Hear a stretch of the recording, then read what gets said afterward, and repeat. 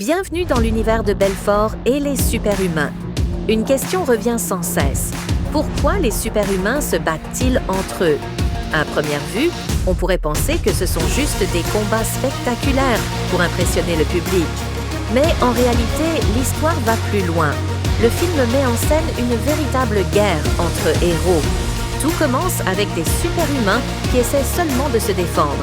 Ils protègent leur territoire, leurs proches et même leur identité. Mais petit à petit, l'intrigue se dégrade.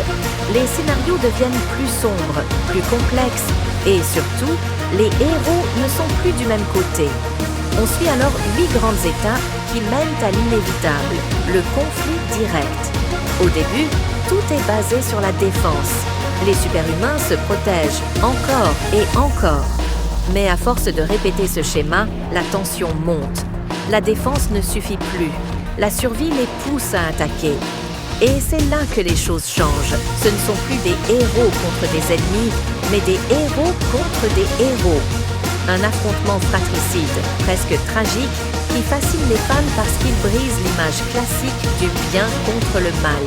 En résumé, si les super-humains se battent, c'est parce que le scénario les pousse à dépasser la simple défense, jusqu'à entrer dans une guerre totale. Et c'est justement ce mélange de survie, de rivalité et de drame qui rend Belfort et les super-humains si marquants. Humains se battent-ils entre eux? À première vue, on pourrait penser que ce sont juste des combats spectaculaires pour impressionner le public. Mais en réalité, l'histoire va plus loin. Le film met en scène une véritable guerre entre héros. Tout commence avec des super-humains qui essaient seulement de se défendre. Ils protègent leur territoire, leurs proches et même leur identité. Mais petit à petit, l'intrigue se dégrade. Les scénarios deviennent plus sombres, plus complexes et surtout, les héros ne sont plus du même côté. On suit alors 8 grandes étapes qui mènent à l'inévitable, le conflit direct. Au début, tout est basé sur la défense. Les super-humains se protègent encore et encore. Mais à force de répéter ce schéma, la tension monte. La défense ne suffit plus. La survie les pousse à attaquer. Et c'est là que les choses changent. Ce ne sont plus des héros contre des ennemis, mais des héros contre des héros. Un affrontement fratricide, presque tragique, qui fascine les fans parce qu'il brise l'image classique du bien contre le mal. En résumé, si les super-humains se battent, c'est parce que le scénario les pousse à dépasser la simple défense, jusqu'à entrer dans une guerre totale.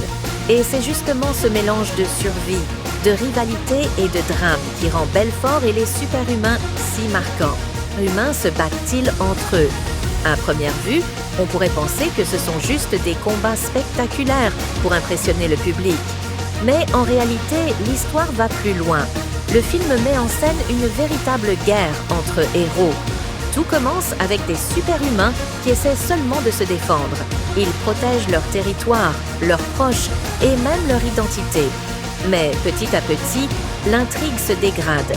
Les scénarios deviennent plus sombres, plus complexes et surtout, les héros ne